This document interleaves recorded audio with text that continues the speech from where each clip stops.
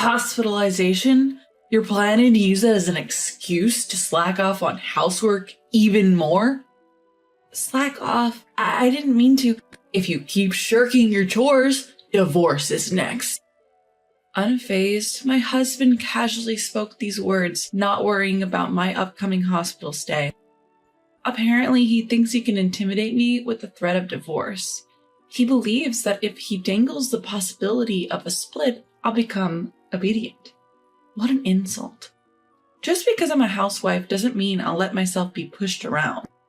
I'm definitely going to divorce him. Definitely escape from this hell. I'm Sandy Davis, 28 years old. A year ago, I married Kenny, a colleague from work. We were in different departments, but often interacted, and his advances led to a relationship. After dating smoothly, we finally tied the knot. With our marriage, I resigned from the company and became a full-time housewife. That's because Kenny had said this to me before we got married. Hey Sandy, after we get married, could you become a full-time housewife? Huh? But I don't really hate my current job. My mom was always a stay-at-home mom, and I think it's best for women to protect the home. Thanks to her, my dad could focus on work without stress. Is that so? Are you sure? I mean, I'm not particularly skilled at housework or anything. That's okay. All I want is for you to handle the house without overworking yourself. I'll earn our living out there. Okay, I understand. If you say so, Kenny, I'll try being a housewife. So I quit my job and started a new life as a housewife. Managing unfamiliar chores was challenging, but it was my life with Kenny, whom I loved so much. Plus, I lost my parents a few years ago, and my only family now is my husband. I was determined to cherish this life. However, happiness doesn't last forever. One day, 6 months after our marriage, my husband came home from work in an unusually bad mood. Even when tired, he would usually greet me with "I'm home," but not today. He let out a big sigh and plopped down on the sofa. I cautiously approached him. Kenny, welcome home. You seem tired. Are you okay? Dinner's ready. Would you like to eat? Or maybe you want to take a shower first? Hey, Kenny. Can't you see I'm thinking? Stop bothering me. With wide eyes and a glare in my direction, my husband lashed out. I had never seen him this angry before, and I involuntarily flinched. I'm sorry. Despite my immediate apology, he clicked his tongue loudly enough for me to hear it. In an obnoxious tone, he began to take out his bad mood on me. Must be nice just lazing around the house all day. Wait, Kenny, what are you saying all of a sudden? You're supposedly a housewife, but really you're just lounging around while I'm at work. You're really the worst. Hold on. I'm always doing chores around the house. Shut up. You're nothing but a leech. Yet you have the nerve to talk back to me? He suddenly grabbed a handful of my hair and yanked it upwards. I felt an unspeakable fear at his actions. I quickly raised my voice. Stop it! But my plea didn't reach him. For the following hour, I was subjected to a barrage of verbal abuse, called an inept wife and a freeloader. I'm reducing our monthly expenses, you know. As he declared, his treatment of me worsened day by day. Initially, he only reduced our spending money by $100. But now, I'm only getting half of what we used to. Our relationship wasn't one between husband and wife anymore. It was more like master and servant. This was only a year into our marriage. You might think it's only been a year, but for me, it was a year of hell. From the day Kenny lost his senses, time seemed to crawl at a painfully slow pace. Every night, I was reprimanded and blamed for every little thing. Even so, the reason I stayed with Kenny as a couple was because I couldn't bring myself to truly dislike him. I kept hoping he would someday return to his old self. One day, something happened. I was cleaning around the house when my cell phone rang. Checking the screen, I saw a name that I hadn't seen in a while. Laurie, a former coworker's. Excited by the unexpected call, I immediately pressed the answer button. Hello, Laurie. Long time no see. Sandy, it's been a while. Hey, can you chat right now? Of course. I'm sorry for being so blunt, but Sandy, are you fighting with your husband? Arguing? Why do you ask? I heard through the grapevine. Recently, Kenny has been talking bad about you at work. What's this about? According to Laurie, my husband looks as if he is very dominant at home lately. She can't do anything without me. She's so helpless when it comes to housework. She would be divorced if she wasn't with me. Apparently, he had been bad-mouthing me to our former colleagues and junior staff in his department. Because I used to work at the same company, everyone in his workplace knows me. My former coworkers, familiar with me, seem to have subtly defended me, but it seems that even this did not sit well with Kenny, and he was giving the cold shoulder to the juniors and colleagues who defended me.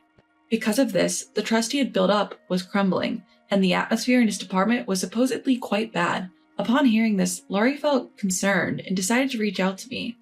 I was at a loss for words after hearing this series of events.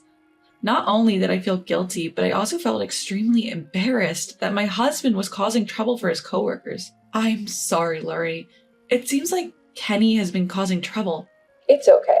I'm in a different department, but you need to do something about this sooner. Kenny will be isolated at work. I know, but he won't even listen to me at home. I see. But it would be better to discuss this before things get out of hand. For your sake, and for Kenny's too. Yeah, you're right. Thanks, Laurie. I'll try to talk to him tonight. Give it a try, and if anything comes up, I'm always here to listen. After saying thank you and hanging up the phone, I got back to cleaning. I made up my mind to have a serious talk with Kenny once he got home, and so I waited for his return. Several hours later, my husband came home from work as always. He headed straight for the fridge and grabbed a beer. In the past few months, he hadn't even been saying, "I'm home," nor discussing the events of his day. After finishing his meal, he usually starts lecturing me, so before he could take a sip of beer, I brought up the conversation. "Hey, Kenny, have things been going well at work recently?" "Huh? What's with the sudden question? I'm not so incompetent that you need to worry about me." "It's not about work, actually. I heard something today. They said you've been talking behind my back at work?" "Talking behind your back? What are you talking about?" "Don't play dumb." I rebuked my husband, who tried to play it off. I confronted him, making it clear to my surprised husband. "Hey, what do you want to accomplish? Not just at home, but even at work. You've been bad-mouthing me. What's so fun about creating a negative atmosphere in your department?" "Huh? What are you saying? Do you realize everyone is having a hard time because of you, Kenny? Why can't you see that? If you want to talk bad about me in front of me, then do as you please, but don't cause trouble for your colleagues too." Right after I said that, a sharp sound echoed in the room. I felt a dull pain on my left cheek, slowly spreading. A few seconds later, I realized my husband had slapped me. "Why would you do that?" "Why? It's because you keep back-talking." "Back-talking? I was just worried about you, Kenny." "Shut up! There's no reason for you to be ordering me around. Get it? You can live because of me. If you understand that, just keep quiet and take care of the house." He spat out the harsh words with a strong tone. I was unable to articulate a response. I had plenty to say, but my body wouldn't cooperate due to the fear. Afterwards, my husband started drinking his beer as if nothing had happened. He started laughing while watching TV and ordered me to bring him snacks. In the end, no matter how much I worried about him, no matter what I say to him, it's all pointless. No matter what, I can't seem to get my husband to understand. Since then, the way he treated me worsened day by day. Not only my heart, but also my body was in shreds. Then one day, on my way to the grocery store, I was suddenly overcome with extreme nausea. My vision warped and I was assaulted by such severe dizziness that I couldn't even stand. When I regained consciousness, I found myself in a hospital bed. The doctor, upon seeing me awake, kindly explained everything to me. I had collapsed on the street. I was suffering from malnutrition and the stress had caused me to develop a stomach ulcer. "Miss Davis, right now, both your mind and body are completely exhausted. You're in a severe state of overwork. For now, you should be admitted to the hospital for about a week." "Hospitalization? But I'm a stay-at-home wife. And the household chores. What are you saying? If you continue like this, you'll wear yourself out." "I understand." But then it was already past 7 p.m. I decided to contact my husband to bring me some change of clothes, so I took out my phone. To my surprise, there were tons of messages that had arrived within the last hour. "Where are you now? Get back home, now! You're such a money sucker, and now you're slacking off from your chores?" He must have returned from work to find me gone and gotten furious that cleaning and laundry weren't done. Gathering my courage, I called him. After a few rings, he picked up. "Where the hell have you been? And what have you been doing?" he shouted as soon as he picked up the phone. I took a deep breath and slowly explained the situation to him. "That's why the doctor told me that I need to be hospitalized for about a week, so..." "Hospitalized? So you're planning to use that as an excuse to slack off even more?" "I'm not slacking off, You've already slacked off on your chores, so the next thing will be divorce." What? "You'd be in trouble if we got divorced, right?" You don't have any relatives, do you? If I leave you, you'll be all alone for sure, won't you? Even though his wife had been hospitalized, instead of showing me concern, he used the threat of divorce to order me to come home. At that moment, a fury I had never felt before reached its peak. Enough. I've had enough. I will never be happy if I continue to live with this man. Then it's better to. As I gathered my thoughts, my husband caught up in his own power trip, starting to provoke me over the phone. Hey, are you listening? You'd be in trouble if we divorced, wouldn't you? Fine. What? What did you say? I said fine. Let's get a divorce. No. What are you talking about? Do you even understand what divorce means? Of course I do.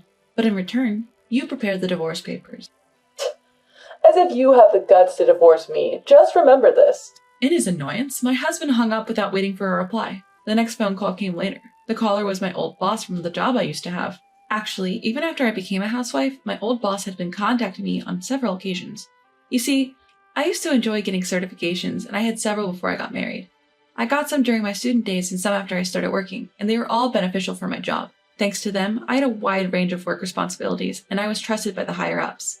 When I decided to quit my job after getting married, they tried to keep me on many times. This time, having decided to divorce while in hospital, I was also considering returning to work. When I mentioned this to my boss, he immediately agreed to take me back. He even took care of the arrangements for company housing, so it was decided that I would return to work and move into the dormitory next month. I'm ready now. I can get away from my husband at any time. Later, when I returned home from the hospital, I found the completed divorce papers on the desk. I signed them and immediately submitted them to the courthouse. I hurried back home and packed up my essentials. Then, I left the house before my ex-husband returned. A few hours later, while I was taking a breather in a budget hotel, my phone vibrated with a call from Kenny. Reluctantly answering the persistent phone calls, he yelled at me. Hey, did you get discharged from the hospital today? Yes, so what? I responded. What do you mean, so what? You didn't leave the divorce papers, so you went home, did you? Why didn't you wait for me to come back? You already know the answer.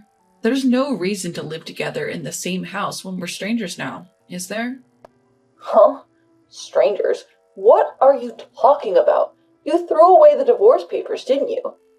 Threw them away? You got scared when you realized I was serious about the divorce papers and threw them away, right? It seems like Kenny is convinced that there's no way I could go through with the divorce. As proof, he is convinced that I threw away the divorce papers and speaks as if I have no intention of divorcing at all. Responding to him, who didn't seem to understand the situation, I replied sarcastically, "Listen, you seem to be misunderstanding something, but I never threw away the divorce papers." Huh? Then where are they? I've submitted them. To the city hall. What kind of joke is... It's not a joke. It's already been accepted, and you and I are now strangers. We'll never have to deal with each other again. At that explanation, he raised his voice. Don't mess with me. Whether he couldn't believe what I said or not, he started blaming me again. You! There's no way you can divorce. You who have no family? No job? I certainly have no family, but I do have a job now. Huh? You're a housewife. That was true until now. I contacted my boss while in the hospital, and they agreed to hire me back. That's not something you can do so easily. It's possible. They even told me they want me back. There's no way. You probably don't know, but I'm going to resume work and live in the company's dormitory from next month. Then over the phone, Kenny let out a painful voice. Wait a minute. This must be a joke, right? I wasn't serious about the divorce. I don't care. I accepted the divorce because it was what you wanted. There's no problem with that, right? But that's a problem. How am I supposed to live without you? As soon as he understood it was a divorce, my ex-husband began to cling without learning his lesson. Disgusted by his attitude, I couldn't help but raise my voice. Huh? I don't care about your life. You're an adult. Figure it out on your own. I was your failed wife, right? So you shouldn't have any problems without me. That's not true. Wait, I apologize. Please forgive me. Shut up. I don't love you one bit anymore. I will never forget how you treated me like a slave. Don't ever appear in front of me again. Reflect on your actions and live alone for the rest of your life. After hanging up the phone unilaterally, I blocked his number. I made sure we would never have to interact again. That being said, my new job is at his workplace. The news of our divorce spread through the office. Because he badmouthed me at work, he seems to be looked at as getting what he deserves. He started to feel out of place at work and began taking unauthorized absences. As a result, Kenny was fired for misconduct. Thanks to this, all connections with him were completely cut off. He ended up in debt due to the alimony I demanded after the divorce. Losing his job and even incurring debt, I don't know what he's doing or where. The one thing I'm sure of is that he isn't living a wealthy life. His unhappiness is my only consolation after the torment I've suffered. From now on, I will work for myself and live for myself. I will regain the freedom that I lost during our marriage.